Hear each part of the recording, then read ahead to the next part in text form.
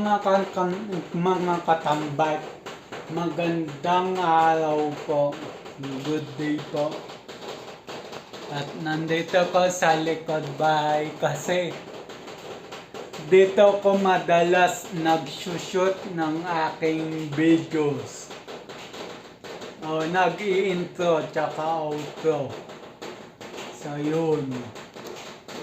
At may may i-share pala ko sa inyo. Pero bago yon, sandok muna ako ng kakainin ko kasi hindi pa ako kumakain. So yun.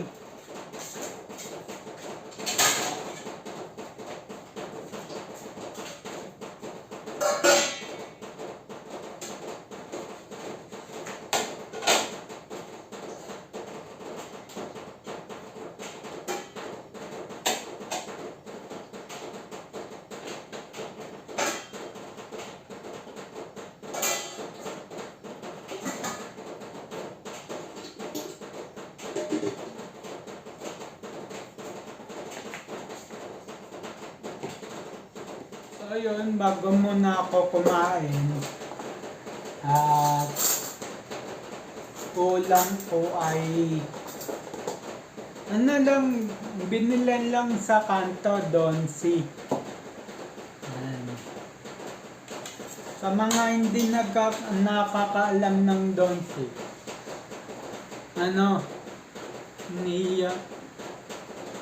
niyaw ba yun? Tama, niyaw na manok na napaka-juicy. So, bago kong kumain, ito na pagkain ko. I-share ko lang yung about sa nangyari doon sa kakilala ko. Kung dodosin nga, malapit ko siyang kakilala. At yun, may shinare siya sa akin na about sa mga katrabaho niya sa company. Yan.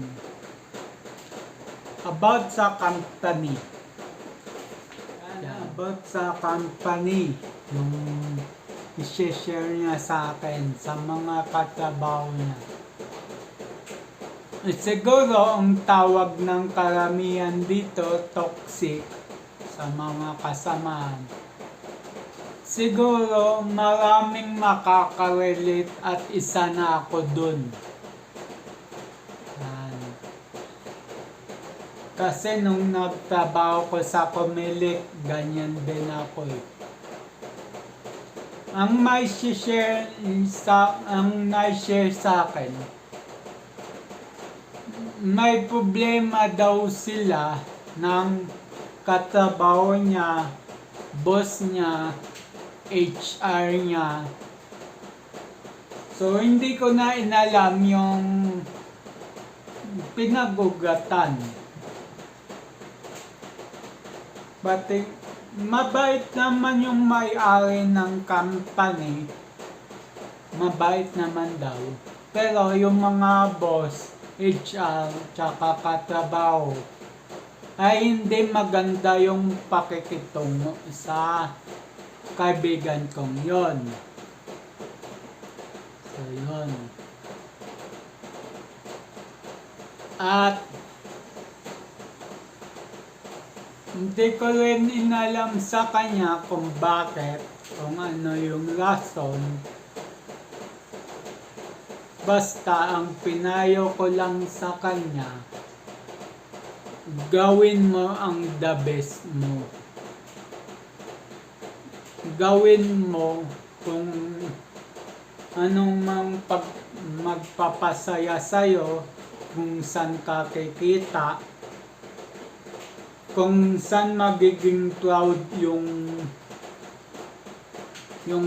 OIC ng pinapasukan mo.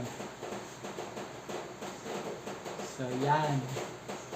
Yun ang pinayo ko sa kanya. Sabi ko pa sa kanya, yung mga boss mo, mga katrabaho mo, HR mo, wag mo silang isipin, wag mo silang pakinggan. Kung ano man sabihin laban sa'yo, wag mo na lang pansinin. Tayo naman mga HR, mga katrabaho, tsaka mga manager, minsan kasi may naibabato tayo na salita or bigkas na nakakasakit pala sa kapwa nating tao. Hindi natin alam yun.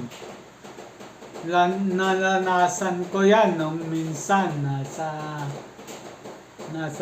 restaurant ako, hindi ko nababanggitin yung restaurant na yun.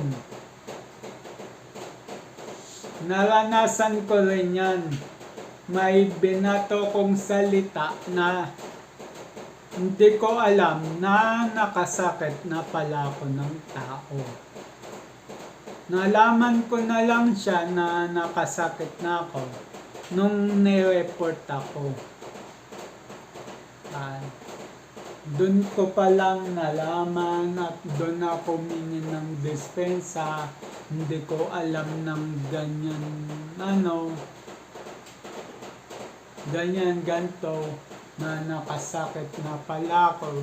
Hindi ko alam that time na yun. So sana sa mga nakaka-relate sa akin na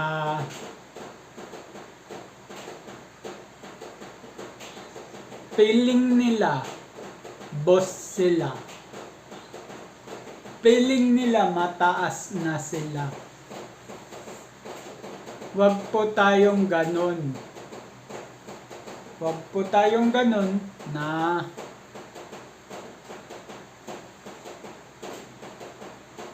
wag po tayong ganun na mapanakit sa salita o sa physical man. Kasi lahat ng yan sa una hindi pa makikita yan ng nakakataas sa atin. Pero deep inside, makikita yan ni Lord. Yung mga ginagawa natin sa kapwa natin. So, tsaka yung mga sinasabi natin sa kapwa-tao natin ay ingatan din natin para hindi tayo makasakit ng tao or kung ano man.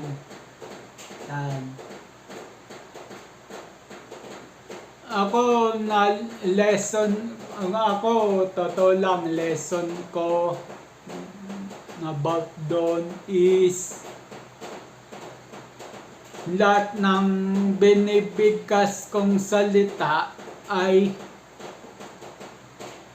pinag-isipan ko. Lahat ng sinasabi ko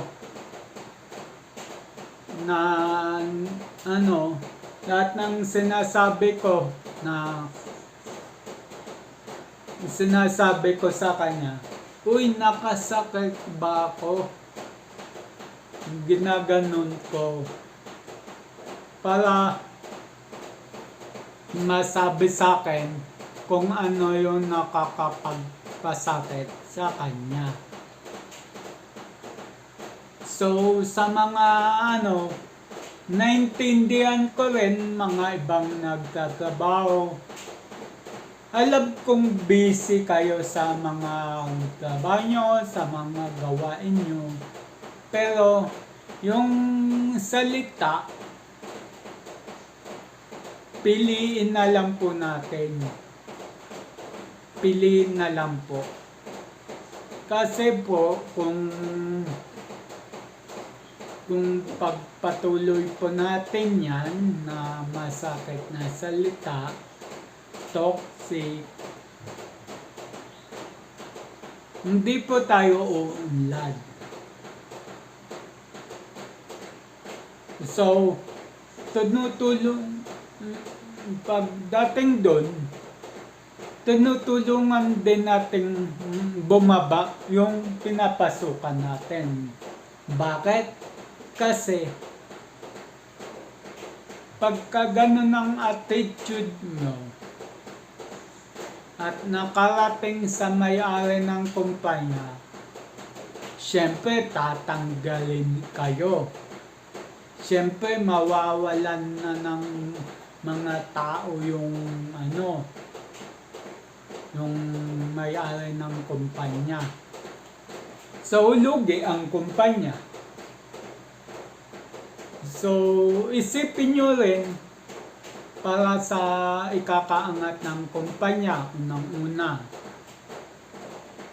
Pangalawa, respetuhan sa isa't isa. Pangatlo, yung mga binibitawan salita ay dapat pag-isipan muna or itanong sa kasama, nakasakit ba ako ng salita? Ganon ninyo para malaman nyo kung ano talaga, kung nakasakit kayo o hindi. Mabuti lang ganon. Ako natutunan ko sa tuwing magsasalita ko sa kasamaan ko. Lagi kong sinasabi, uy, nakasakit ba ako sa'yo? Ganon ang lagi kong tinatanong. Tulad yan sa kaibigan ko matalik, pinaginitan daw siya ng mga katrabaho niya, ng mga boss niya, HR niya, manager niya. Dalawa kasi manager niya. Dalawa din HR niya. So, sinabi ko na lang na ganyan, wag mo na lang kibuin. Kung pwede, kausapin mo na maigi yung yung boss mo, na wag naman ganon, ganyan.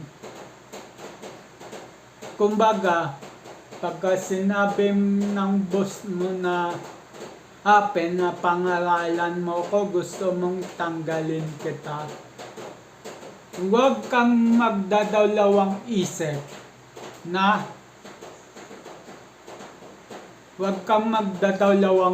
magstay. Pagka ganun sinabi sa'yo. Pag sinabi sa'yong ganun,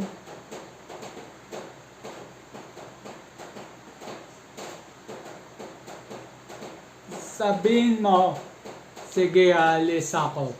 Pero bago ko umalis, ipapaalam ko sa may-ari ng company yung mga nangyayari. Ganon.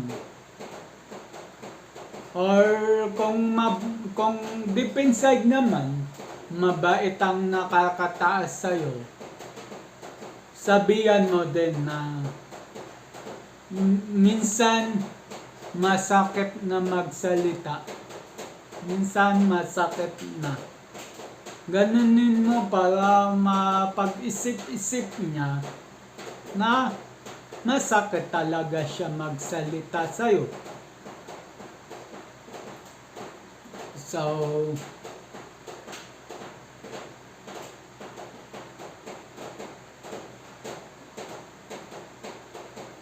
yun lang. At yun lang masasabi ko sa mga nakakaranas ng toxic na ka-empleyado, boss, HR, manager. Yan.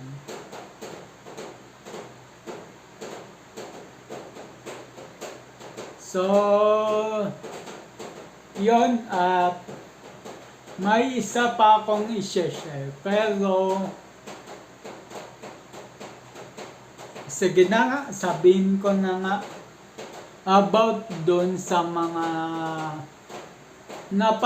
may napanood kasi kung TikTok, live TikTok, nag-online selling siya. Bata, siguro napanood nyo na yun. Yung binash siya ng isang guy.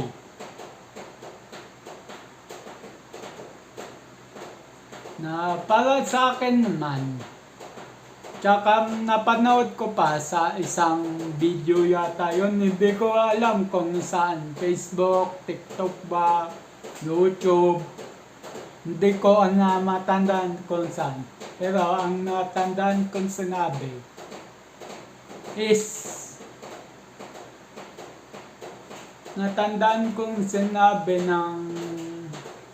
ng video na yun,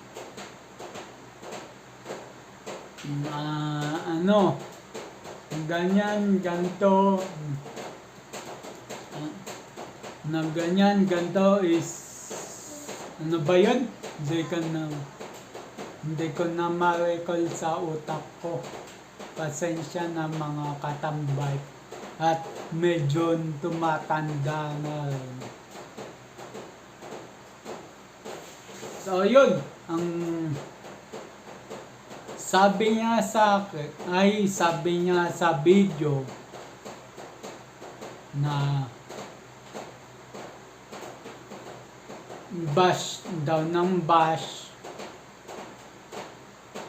Yun lang ang natandaan ko na banggit niya sa video. So yun, natandaan ko na. May kasama siyang na-depress, nag-deactivate dahil sa pangbabash. Yun, naalala ko na.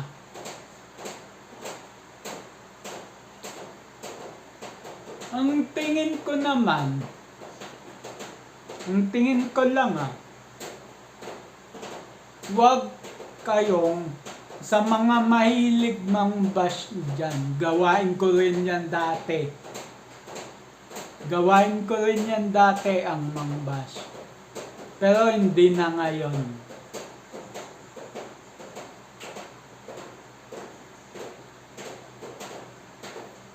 Ang payo ko lang sa mga basher ng babash ng mga video, ng mga live selling,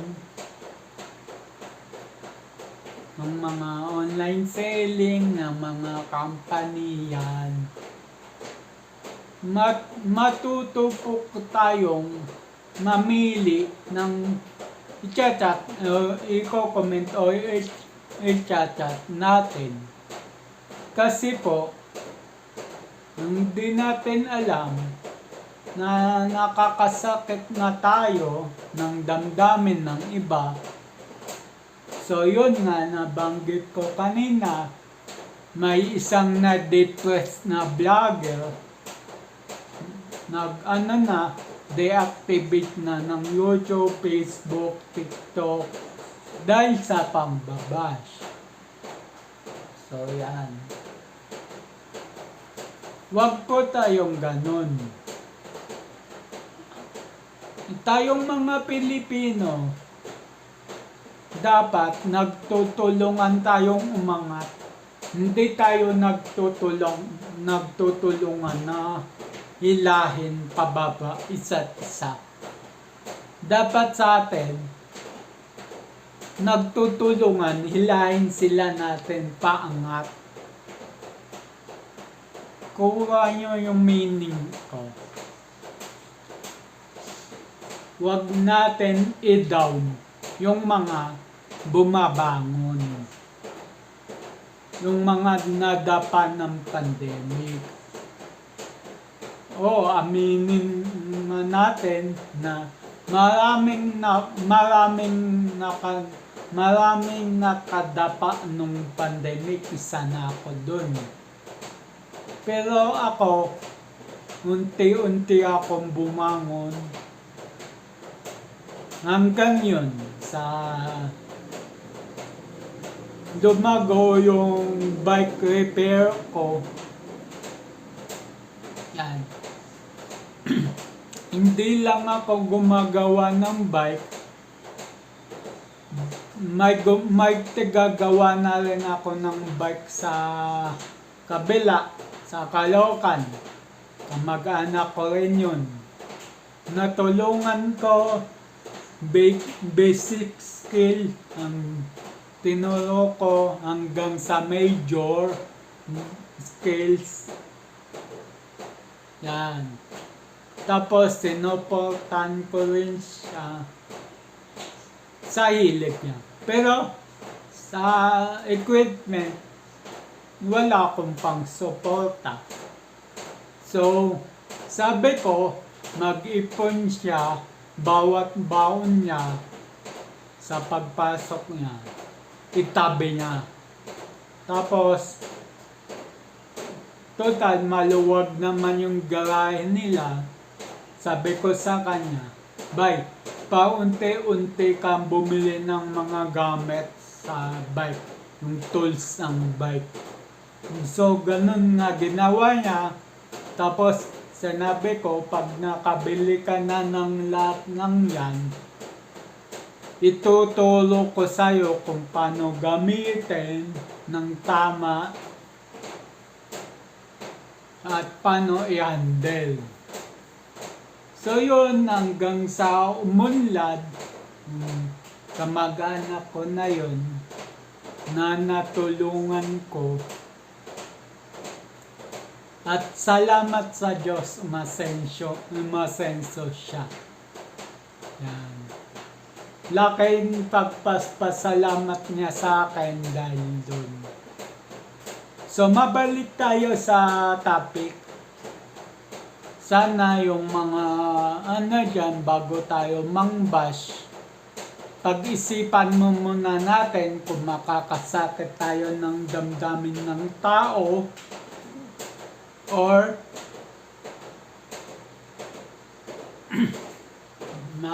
yun nga, makakasakit tayo. So, yung mga sa video na papanood natin, minsan kasi kahit ako, aminin ko rin na sa mga napapanood ko, may hindi ako nagugustuhan. Na parang gusto ko, parang may nagtutulak sa akin na i-bash ko. Pero, halimbawa lang yun may nang tutulak sa akin para i-bash ko yung gantong vlogger. Hindi ko ginagawa. Bagkos, sinasarininan ko na lang. At ini-skip ko na yung video. Eto, ang payo ko lang sa mga basher para hindi na kayo mang-bash ng bash, para makatulong din sa inyo kahit papano. Pag may napanood kayo ng video na hindi nyo magustuhan, skip nyo na lang. Skip na lang sa another video.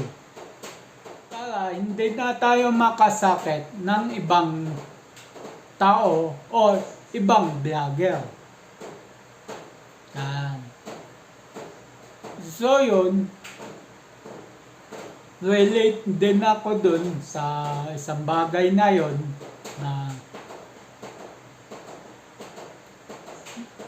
na about sa mga kasamaan sa trabaho, about sa boss, at about sa mga bashers. Yan. So ako dati, gawain ko rin yan ng mang-bash. Pero, nung pumasok na ako sa religyoso, sa born again, tinanggal ko na lahat. Toxic, pangbabash, pang alakas mang asar, laging nang good time. Yun. Inalis ko na po yun. Noon ako pumasok ng born again. Yan. Sa mga nakakakilala po sa akin na Katoliko ako, opo, Katoliko po ko sa birth certificate, sa baptismal, Katoliko po ako. Magulang ko, kapatid ko, Katoliko ako. Pero mahabang kwento at hindi ko na i-share yon, sarilinan ko na lang kung bakit ako nag-convert ng born again Christian. So yun, at kita na lang sa next vlog. So yan. So yun lang ang vlog ko ngayon sa araw na to. Antay-antay na lang sa next vlog. Keep safe everyone. God bless. And then, bye-bye.